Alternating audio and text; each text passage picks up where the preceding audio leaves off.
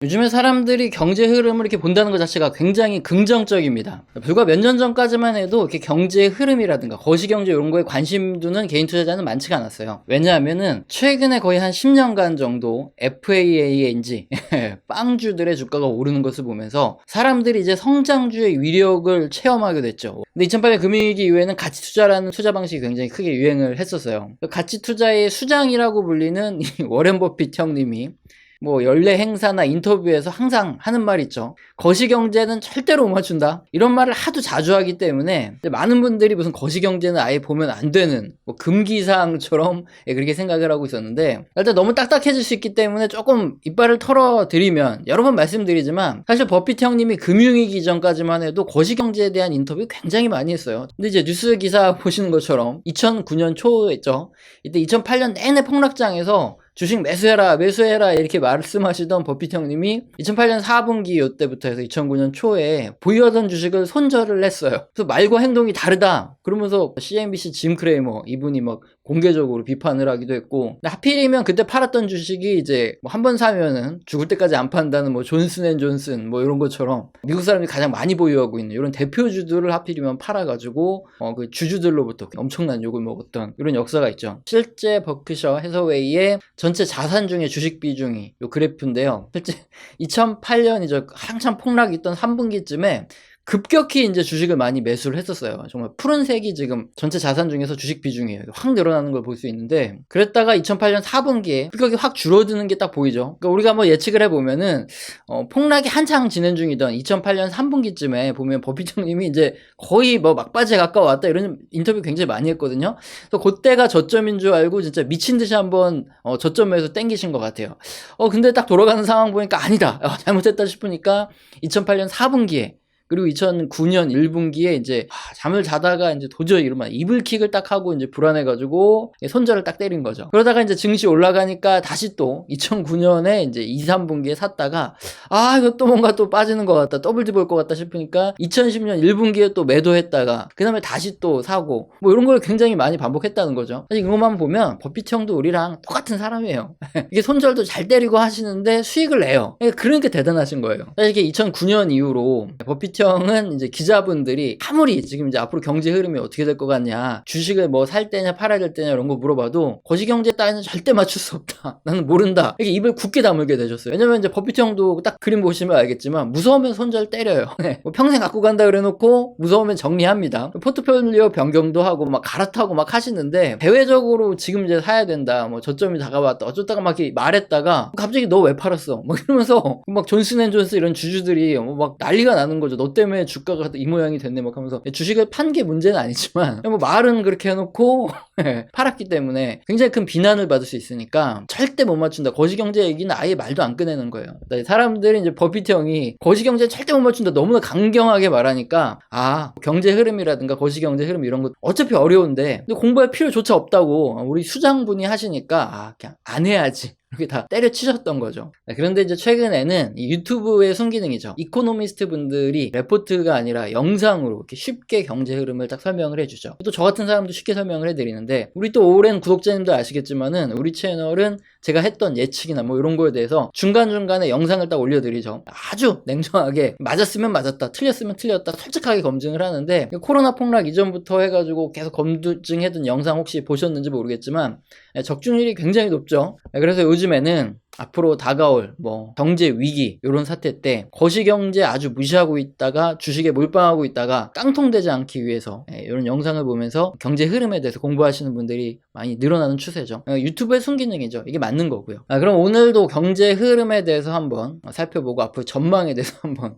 뭐 틀리면은 욕을 먹을 수도 있지만 어쨌든 한번 가보는 거죠. 첫 번째, 미국 부채 한도 협상 관련 이슈부터 한번 살펴보면, 이건 여러분이 꼭 기억해 두셔야 되는 게 있습니다. 앞으로 투자를 하면서 과거도 그렇고 지금도 그렇고 앞으로도 미국 부채 한도 협상에 대한 얘기는 앞으로 계속 나와요. 거의 매년 나올 수도 있습니다. 근데 만약에 미국 셧다운 이슈, 그러니까 부채 한도 협상이 잘 안 돼서 뭐 정부를 잠깐 폐쇄한다든가, 아니면 부채 한도 협상의 실패 뭐 이런 문제, 아니면 뭐 재정 절벽 이슈 뭐 이런 것들로 인해 가지고 주식 시장이 급락하면, 그때는 반드시 저점이 어딘지 모르겠지만 어쨌든 급락했을 때는 이제 분할 매수해서 사두세요. 반드시 반등합니다. 반드시 해결될 수밖에 없는 이슈기 때문에 그거는 앞으로 주식하는 내내 기억해 두시기 바랍니다. 이게 너무 뒤로 가면은 뭐 수십 년 넘어가면 짜증나니까 시간을 한 10년치만 뒤로 돌릴까요? 지금 뉴스는 2011년 5월 당시 뉴스 기사예요. 그 당시에는 지금은 이제 파월형인데 미 연준의 의장이 버냉키였죠. 그때도 미국 부채 한도 협상을 통과시키지 않으면은 버냉키가 막 경고를 한 거죠. 금융위기 다시 올 거라고. 지금도 재무장관 옐런 누나가 말하고 파월 의장도 말하죠. 부채 한도 협상 통과 안 되면 이제 심각한 위기 온다. 당시 10년 전에도 똑같았습니다. 그럼 당시 주가는 어땠을까요? 주식시장이 거의 고점 대비 한 5% 정도? 굉장히 크게 조정을 받았어요. 왜 그랬냐면은 이 부채 한도 협상이 계속 결렬이 되면서 굉장히 오랜 시간 질질 끌었거든요. 지금 뉴스 보시는 것처럼 미국 신용등급이 D등급이 된다. 아주 그냥 돈을 못 갚는 디폴트가 와서 미국이 망하고 전 세계가 망하고 달러 패권이 붕괴된다. 다시 금융위기가 온다. 이런 공포심이 엄청났어요. 바로 08년에 얼마 안 되기 전에 이렇게 주식시장이 폭락한 걸 지켜본 사람들이 바로 2011년에 이런 문제가 터지니까 트라우마가 오죽하겠어요. 그러니까 이거 현금화해야 되는 거 아니냐? 매도를 하면서 주식시장이 크게 좀 더 빠졌던 거죠. 여기에 이제 오바마 형도 가만히 있을 수 없죠. 그때 대통령이니까 막 나서가지고 한도 승인 좀 해달라고 막 사정하고 막 협상하고 이러는데 끝까지 안 해주니까 이제 무디스랑 S&P 신용평가기관에서 미국 국채 등급 강등하겠다 이렇게 하고 난리가 났죠. 그러니까 또 주가가 더 빠졌었어요. 그럼 어떻게 됐냐? 결국에 2011년 8월에 미국 부채 한도를 16조 4천억 달러로 늘리는 요 안에 통과는 했는데 근데 이제 공화당에서 미국 재정 건전성이 너무 취약하다. 돈 너무 풀었다. 2012년까지 그러니까 1년 내에 정부 재정 지출을 1조 2천억 원 줄이는 방침으로 가자. 이렇게 합의를 했어요. 문제는 이게 2012년 내내 당시에 무슨 이슈가 있었냐? 재정 절벽 이슈. 요것 때문에 주식시장이 엄청나게 또 하락을 했다가 다시 또 반등을 했는데 재정 절벽이 뭐냐면은 정부가 세금 감면이라든가 뭐 보조금 이렇게 유동성을 막 풀다가 이것을 급격하게 앞서 말씀드렸지만 이제 1조 2천억 원의 재정을 줄여야 되니까 이것을 급격하게 줄여버리면은 갑자기 경기가 위축되는 거예요. 이걸 재정절벽이라 그래요. 미국이 이렇게 소비가 확 줄어들고 그럴 테니까 세계 경제 난리 난다. 이래가지고 이제 주가가 2012년에도 굉장히 크게 등락했죠. 고점 대비 한 10% 내외 이 정도로 빠졌다가 다시 올라갔죠. 결국에 재정절벽 이슈는 또 어떻게 됐냐? 2012년 12월 말에 세금 감면을 연장하는 게 합의되면서 결국엔 또 통과됐죠. 어쨌든 이런 이슈가 나온다. 그러면은 많이 폭락했을 때 이제 저점은 모르겠지만 어쨌든 사두면은 반등할 수밖에 없는 이슈입니다. 그러니까 이런 거 보고 앞으로 부채 한도 협상 때문에 뭐 재정절벽 때문에 앞으로 시장이 급락한다. 그때 한번 질러야죠. 그래야지 돈을 버는 거죠. 자, 그럼 부채 한도 협상 이슈가 정말 매년 있나? 지금 2013년 뉴스를 보시면은 BOJ 부총재가 부채 한도 실패하면 엄청난 타격이 있을 거다. 그리고 이제 두 번째 뉴스는 또 2015년 6월 부채 한도 협상 지원 시 단기 금리가 엄청나게 타격을 받을 거다. 그래 리서치, 라이트슨 아이캡 여기에서 이제 발표를 했다. 뭐 이런 얘기가 있는데 어쨌든 뭐 다 부채 한도 협상 타결이 되고 아무 영향 없이 넘어갔어요. 그러면 여기서 우리가 알고 넘어가야 될 게 하나 있는데 분명히 2011년 이전에도 부채 한도 협상은 계속 있었을 거 아니에요. 근데 왜 유독 2011년, 2012년에 부채 한도 협상으로 주가 빠지고 그다음에 재정 절벽으로 주가 빠지고 이렇게 증시가 크게 하락했을까요? 이유는 2010년부터 시작된 이 유럽 재정 위기. 근데 그게 한 2년 동안 계속 여파를 미치고 있었기 때문에 그 짬뽕이 되면서 급락이 더 컸던 거죠. 그러면 2021년 현재도 미국 부채 한도 협상 문제가 나름 좀 이렇게 임팩트 있게 주식시장에 영향을 주고 있죠. 이 이유는 무엇이냐? 여러 가지 요인이 있겠지만 일단 가장 대표적으로 인플레이션 이슈와 함께 이렇게 짬뽕이 됐기 때문이죠. 우선 지난달까지 발표된 미국 소비자 물가 상승률 차트 먼저 보겠습니다. 그림 보시면 전년 대비 5.2% 증가 수준으로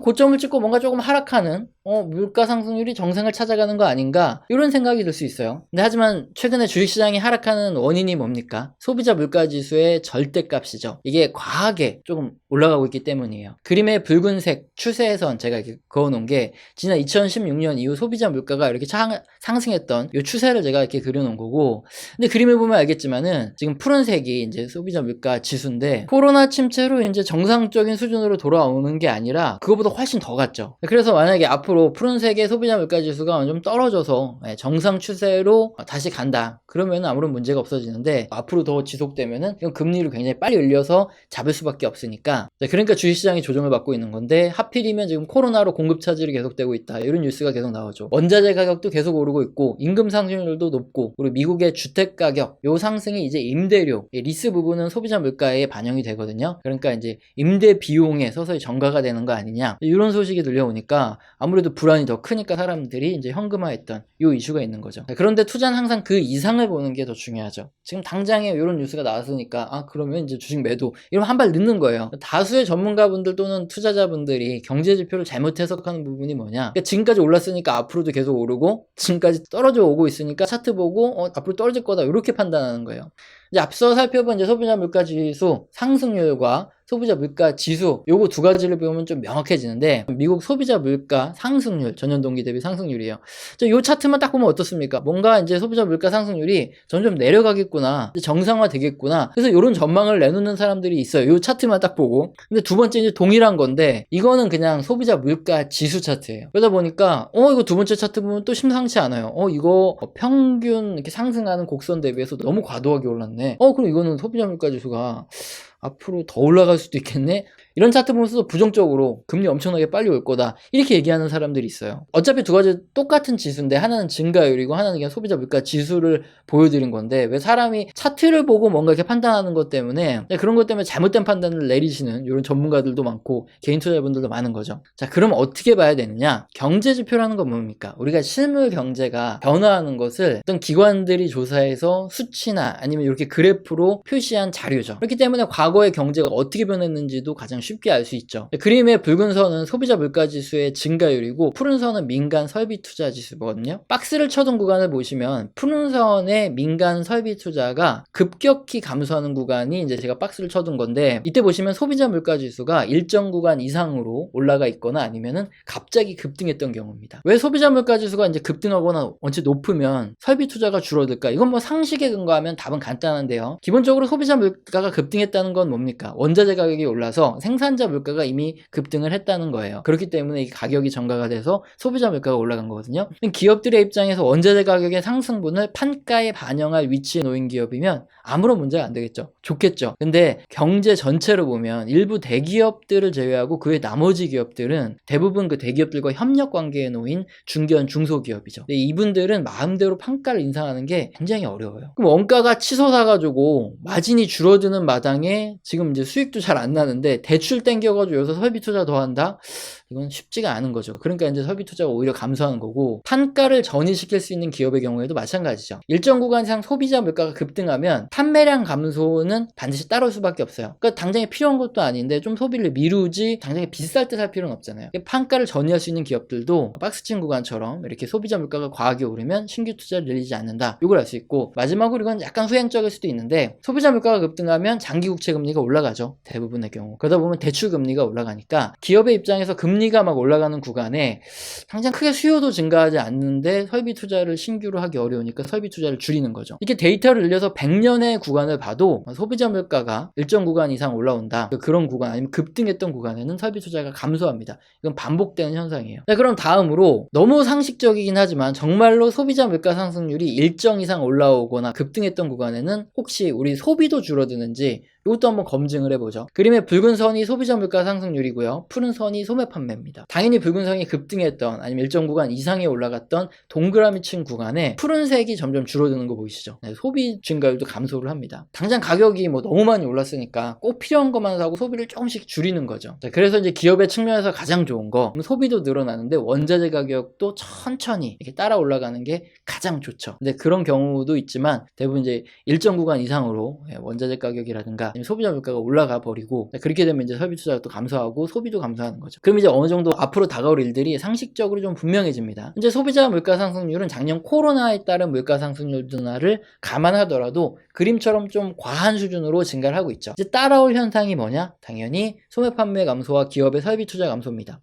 자, 그럼 경기 둔화에 대한 얘기가 좀 나오겠죠. 그리고 중앙은행이 이제 금리 인상에 대한 시점에 대한 조율을 하겠죠. 조금 더 늦게 금리 올릴 거다, 뭐 이런 얘기를 하겠고, 그때 되면 이제 눌렸던 증시가 다시 회복되고 과열된 요 소비와 가격이 또 정상으로 돌아오고 요 속도도 좀 조절이 되면서 정상 수순으로 흘러갈 겁니다. 그럼 여기서 이런 궁금증이 드시죠. 혹시 뭐 소비 감소하고 투자 감소한다 그랬는데 이게 경기 침체로 가서 완전 폭삭 망하는 거 아니냐 걱정하실 수도 있겠지만, 그림 보면 답이 나오죠. 굉장히 여러 구간들이 있어요. 이게 경기가 회복하고 하고 상승하고 이제 과열로 가는 과정에서 이거는 너무나 자주 발생해왔던 너무나 자연스러운 현상입니다. 게다가 2000년대 이후에 미 연준 및 각국 중앙은행은 이제 금리 정책, 뭐 제로금리 또는 저금리 정책과 돈풀기라는 마약을 지금 계속 사용하고 있죠. 그 때문에 웬만한 과열에서 발생하는 이제 버블의 붕괴, 이게 아니라면 경기 침체로 이어질 가능성은 굉장히 낮죠. 그래서 지금 이 과열이고 버블이냐, 요것만 보면 되는데 지금 다수의 경제 지표들을 봤을 때 아직까지 그런 상태는 아닙니다. 그럼 이제 주식 투자를 하고 있는 우리들의 인사이트죠. 통찰력은 조금 더 길어지고 좀 더 명확해지죠. 소비자 물가지수 급등에 따라 향후 소비가 감소 및 설비 투자가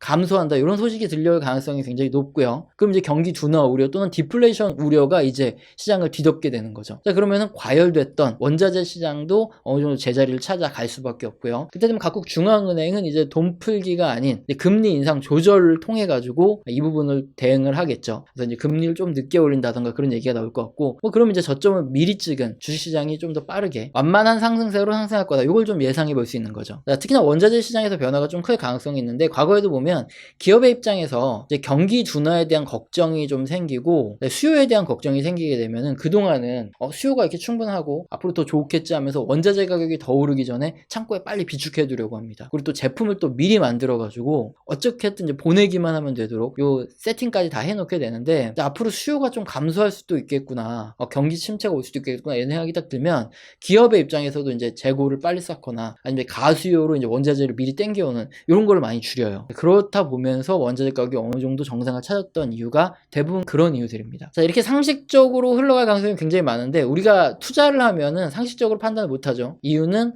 내 진짜 피 같은 돈이 지금 들어가 있고요. 여기서 수익이 나 있던 손실이 나 있건 있기 때문이에요. 그리고 또 증시가 하락할 때는 예를 들어서 95%의 경우가 우리 상식대로 흘러가는데 5%의 경우가 진짜 상식과 다르게 이상하게 막 떨어졌다, 이런 일이 생길 때가 있거든요. 근데 이제 투자자의 입장에서는 그 95%의 정상적인 요거보다 5%의 비정상적인 막 하락이라든가 요게 너무 두려워가지고 걱정이 너무 커서 뭐 마음고생을 하다가 결국 그 낮은 확률에 괴롭힘을 너무 많이 당하다가 손절을 하는 경우가 많아요. 문제는 그 손절이라는 것 자체가 손실을 확정하는 거잖아요. 그 뒤에는 더 초조하고 불안해집니다. 이 손실을 메꾸려면 개잡주 같은 거 더 빠르게 올라갈 종목, 그런 거 찾아다니게 되고, 아니면 이제 다시 실수 안 하고 완전 최저점에서 다시 재매수 해야지 하면서 막 공부를 하는데 그게 됩니까? 그거 자체가 불가능한 미션이에요. 세상에서 제일 어려운 게 뭐냐면 하락할 때 팔고 밑에 다시 최저점에서 다시 잡고, 이게 말은 쉬운데 실제 해보면 진짜 미칩니다. 진짜 어려워요. 자, 그래서 저녁에 날이 좀 쌀쌀해지죠. 이럴 때는 이제 국물 요리가 땡기고, 또 국물에는 소주죠. 맥주보단 소주가 잘 땡기니까 이럴 땐 뭐 그냥 마시는 겁니다. 오늘 영상도 마음에 드셨다면 구독과 좋아요는 꼭 눌러주시고 지속적으로 시청 부탁드립니다. 감사합니다.